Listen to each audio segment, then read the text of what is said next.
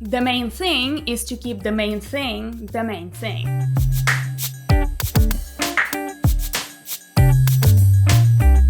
Hey, it's Daria. Welcome.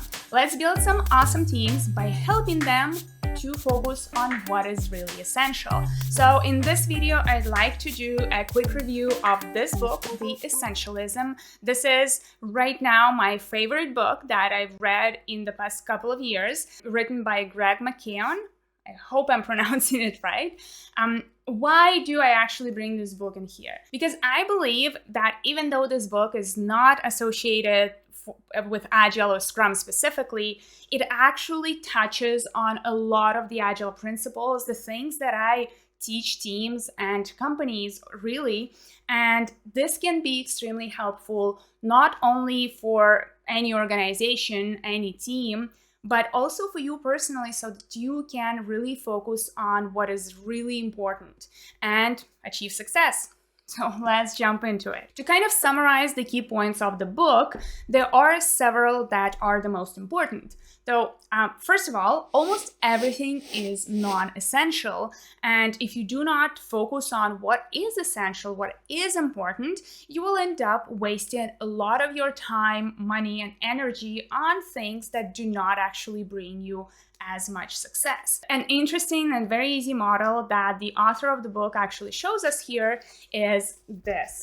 Basically, we can look at the arrows as generally the maximum amount of energy a human being has. And on the circle on the left, well, energy is distributed in all of the different directions. And well, technically, the person is not getting anywhere. So they're kind of going in all of the directions, but not really going that far. And then on the circle on the right, you can see all of the same amount of energy, but it is focused on one single thing, and then the progress is immediately visible. When we are focusing on one specific thing, well, we can actually advance much further by applying the same amount of energy. Another point is that if you say yes to something, it inadvertently means that you said no to something else. What does it mean? Well, say you have an opportunity that comes to you and you say, yes, sure.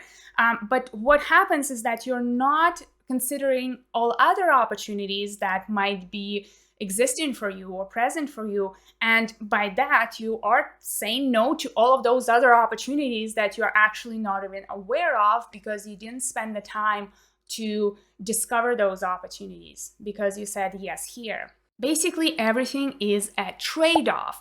This is the reality of our lives. We need to make choices every step of the way, and we can choose thanks to the fact that we have free will. If you believe that you don't have a choice, well, you are actually choosing not to choose and let others choose for you. One of the concepts that the author touches upon is called the paradox of success. Basically, it is a repeatable pattern that a lot of successful teams, people, organizations fall into that eventually leads into their failure. So how does it work? Well, you're focusing on something that is essential, the most important, right? And you advance and you achieve success because you're able to have that big advancement as we saw with the circles. Thanks to that success, well, now you become the go-to person and you are presented with much more opportunities and options to choose from. And because you're presented with so many opportunities and options, well, suddenly you are starting to diffuse your efforts if you're not making the right choices. By diffusing your efforts, you can no longer deliver at the highest levels that you were able to when you were focusing on what's essential. And that leads to disappointment, disappointing others and ourselves, and eventually failing. Here are some awesome quotes from the book about the paradox of success. So, the effect of our success has been to undermine the very clarity that led to our success in the first place.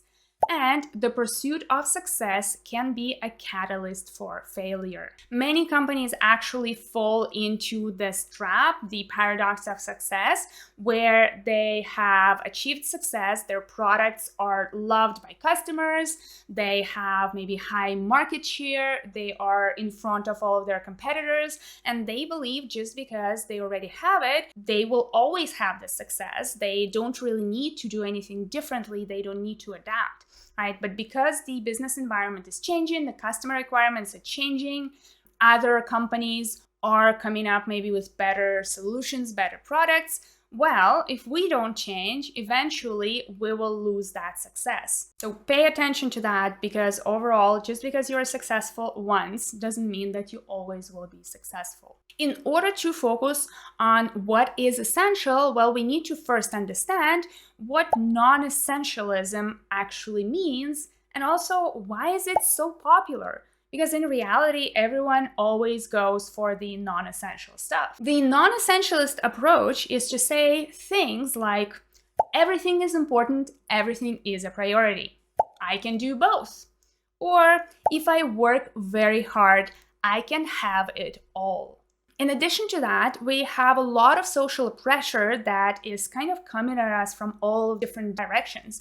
Everyone has an opinion about what we should do, what we should focus on, and everyone wants our attention, our efforts, our energy. With so much technology and access to information, this is really an opinion overload, and it distracts us from what's important. Basically, we have too many choices available to us.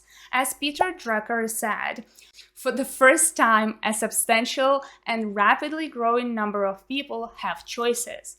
For the first time, they will have to manage by themselves, and society is totally unprepared for it. In our culture right now, it seems that we are trying to achieve everything at the same time.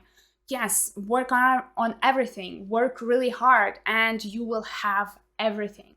And this is just an illusion that it is possible, but the reality is what we saw at the very beginning. There are choices that we need to make, the trade-offs that just exist in our lives, and without really making those trade-offs, we will end up just spreading too thin. So how do you actually go away from that non-essentialist thinking and instead focus on what's really, really important to you? As the author of the book, Greg McKeown, says, there are 3 steps to becoming an essentialist. And those are the 3 E's of essentialism, basically. It's explore and evaluate, eliminate, and execute. There are 3 things that you need to understand before you take those steps. Number 1, individual choice. Choice is an action, not a thing, even though a lot of the times we look at a choice as a thing that exists or doesn't exist. You always have a choice as long as you have free will. So technically, if no one's pointing a gun at your head and telling you what to do, you have a choice, and it's up to you to make it. In the book, he describes some experiments that they made that talks about learned helplessness, that basically shows that we can pretty much just forget that we have a choice. That's what he writes. The ability to choose cannot be taken away or even given away. It can only be forgotten. We can teach or learn actually helplessness. That is what happens to us as humans as well, and we need to avoid it at all costs. The second thing is the prevalence of noise. There is a great quote from John Maxwell in the book that says, "You cannot overestimate the unimportance of practically everything." We need to be able to distinguish between vital few from the trivial many. Certain types of efforts will yield higher rewards than others, and we need to be able to identify which those efforts are and invest in those opportunities and save our energy by not working on things that are not bringing us the results that can really help us succeed long term. And the third thing is the reality of trade-offs. We can try to avoid the reality of trade-offs, but we cannot escape them. So a lot of companies, especially we can see that on the organizational level, if they do not make trade-offs, if they do not make those choices and accept the reality of trade-offs, well, that is a terrible strategy for organizations and usually leads to failure. For example, we can see that in, say, projects where we have a set deadline and a set scope, and we're saying, well, we have to complete all of the scope and do it before this deadline. And there's no leeway to change any of the two. The longer we avoid the reality of trade-offs here, that we need to either cut the scope to meet the deadline, or we need to extend the deadline. If you do not make this choice, we will end up unhappy employees, crappy products, and unhappy customers. I talked about it in the scope creep video, so I'm going to put it in the description, where I talk about the fact that you cannot avoid scope creep in projects, but you need to be able to manage it. And this is really what I'm talking about in that video, the reality of trade-offs and how to manage those trade-offs on the organizational level. So check it out after finishing this video. Well, let's jump into the actions, the 3 E's of what you need to do to focus on the essentials. First, you need to evaluate all of your options, as in you need to actually set some time aside, not only the time for it, but design the appropriate space for it and spend that time on looking at all of the different opportunities and options that are available. In short, the author writes, to discern what is truly essential, we need space to think, time to look and listen, permission to play, wisdom to sleep, and the discipline to apply highly selective criteria to the choices we make. In the book, the author gives us a great example from Jeff Weiner, the CEO of LinkedIn. And what he does is he actually schedules up to 2 hours every day to think. And he eventually found that this is his single most valuable productivity tool. Second, you need to eliminate everything non-essential. A very simple rule to use here is it's either hell yeah or no. Identify what is the most essential to you. So that is what the author calls the essential intent. It's like guiding principles for your life or the project that need to be inspirational and concrete, meaningful and memorable. So essential intent is what he tells us is very specific. It's not a vision, it's not a goal, and it's not just a set of values. So he has a few examples here. He has this graph in the book that explains what essential intent is and is not. Basically, what he says is that essential intent is not a vision, because a vision, while it is inspirational, it is too generic.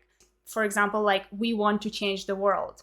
It is not just a set of values, because values are not only just generic, but also pretty bland, not very inspirational, like innovation, leadership, and teamwork. It is also not an objective or just a goal, because it is concrete, but it's also pretty bland, like increase profits by 5% over the last year results. He gives us some of the examples of what it is not, but it is really up to you to understand what are you actually trying to achieve, what is the most important thing, and at that essential intent that can help you make tough decisions, and that helps you make that choice of hell yeah or no.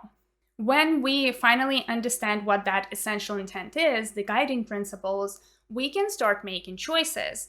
In order to be able to make those choices, we need to have courage, because we will be kind of pressured by others, by society, and by societal expectations to make the non-essential choice. For example, when someone is asking you for something and you do not believe that this is the best way for you to spend your time and energy, but you don't want to say no because you're afraid to hurt someone's feelings, or you kind of don't want to live through that awkward moment when you say no. What the author basically says is that saying no often requires trading popularity by respect. As an essentialist, you need to accept the fact that you will not be popular with everyone all of the time. And remember this is one of my favorite quotes that you already heard, is the main thing is to keep the main thing the main thing. Another point here is that you need to avoid what is called commitment traps. Things like the endowment effect, where you value something you already have more than what it is actually worth. I think the most dangerous commitment trap that I want to cover here is the sunk cost bias. This is where you continue to invest money or energy and time into something that is not worth it just because you have already spent some time and effort into it. So you have already invested, and now you're thinking, well, since I already invested, I should just continue, even if it's not the best choice. So you need to cut your losses early on. This is what I see a lot in the companies that have already put in millions of dollars into a project, and they see that it is not going anywhere, it is not really bringing any results that they wanted, and they continue to explore it and continue putting in more and more money into it just because they say, well, we have already invested, so why stop now? Well, why stop now is that the more you wait, the more money, effort, and time you're going to waste. I'm going to tell you a story of how I avoided a sunk cost bias in my personal experience. Last year, we were going backcountry camping.